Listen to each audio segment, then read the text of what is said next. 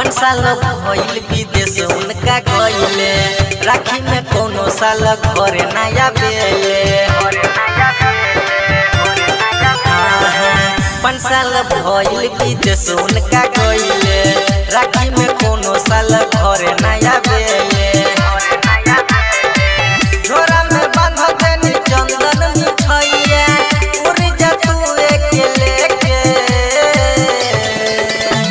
कबूतर हो जातनी लेके राखी ओई हो भैया के देके कबूतर हो जातनी लेके राखी ओई हो भैया के देके डीजे सुमित सतीश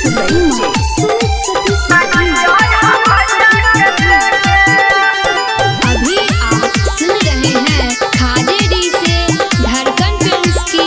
शानदार प्रस्तुति। राइटर शशिकांत कौशल हो भैया